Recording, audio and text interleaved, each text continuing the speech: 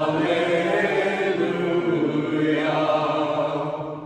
The Lord be with you. And with your spirit. A reading from the Holy Gospel according to John. Glory to you.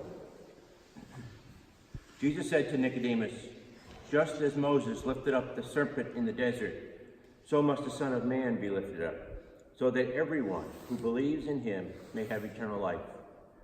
For God so loved the world that he gave his only Son, so that everyone who believes in him may not perish, but may have eternal life. For God did not send his Son into the world to condemn the world, but that the world might be saved through him. Whoever believes in him will not be condemned, but whoever does not believe has already been condemned, because he has not believed in the name of the only Son of God. And this is the verdict, that the light came into the world, but people preferred darkness to light, because their works were evil. For everyone who does wicked things hates the light, and does not come toward the light, so that his works might not be exposed. But everyone who lives the truth comes to the light, so that his works may be clearly seen as done in God." The Gospel of the Lord. Praise to you, Lord Jesus Christ. Well, I have to tell you, it is a real treat to preach to you on the feast day of Saint Moses. I've never done this before in my life, and it'll be 9 years being a priest, and I love Moses, and I think Moses holds such an important place in salvation history. And I know Steve's going to talk about this gospel passage in his talk, but I just want to reflect with you for a few moments about Moses. You know, we look at God's original teaching or his original instruction, the Torah, the first 5 books of the Bible. 4 of them are about Moses. And many people for a long time believed that Moses wrote all 5 of them.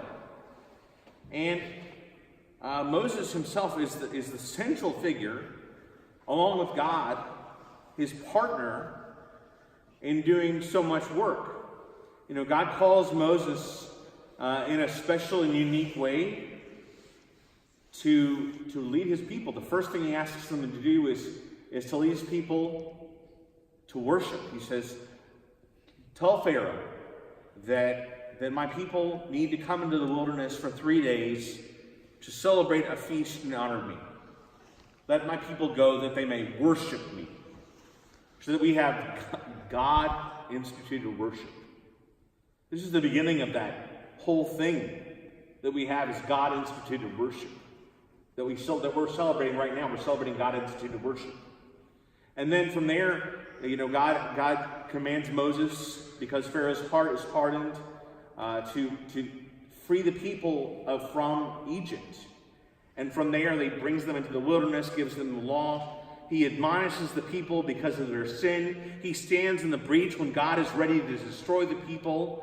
And all of this, Moses is so faithful to God. And yes, there are times he messes up, he makes mistakes, but he has this closeness with God that we rarely find other people that are this close to God. In fact, one of my favorite passages in the Bible is where God says for Moses to close his eyes, and that God is going to walk in front of him, and he's going to say his name. And he says he does this. God walks in front of Moses, and he says his name. And when Moses comes down the mountain, his face is so bright that they have to put a veil over his face, right? Because it's so bright. I love Moses, and I love that he was so faithful. But I think of significant importance being here. You know, before the people of Israel went to the Promised Land, we have the book of Deuteronomy. And the book of Deuteronomy, it literally means second teaching. And in this second teaching, Moses, again, he gives 3 homilies, 3 long homilies, not as long as I'm going to give you. I'm going to give you a much longer one today, okay? Just kidding. They're really long. Homilies. And in it, he re-instructs the people about the law. And it's not about fulfilling mere requirements, but it's about something so much deeper and something so much more than a checklist. But the people forget that. They have hardness of heart. In fact, God even calls them a stiff-necked people. He says that they are a stiff-necked people and that they don't follow his commands and they don't do what he says. But at the heart of it was that passage that we read today as we got on the bus. It was, "Hear, O Israel, the Lord is our God, the Lord alone. Therefore you should love the Lord your God with all your heart, with all your either mind or soul, depending on the translation, in all your strength." That's to say that we should love God with everything of who we are, everything of our thoughts and our intellect and our strength, meaning that all of our external resources. That we should love God with everything that we are. And if we're doing that, then the other laws will fall into place. And that's what St. Paul says too. He says the law is fulfilled in love. The law is fulfilled in love. If we totally love God as we ought to love God, we are going to love our neighbor. We don't need a commandment that tells us what we need to do, but instead, because we love God, we will want to do the things that he's calling us to do. So today I ask you and I invite you, my dear friends, to join with me and ask with me for the intercession of St. Moses in our lives.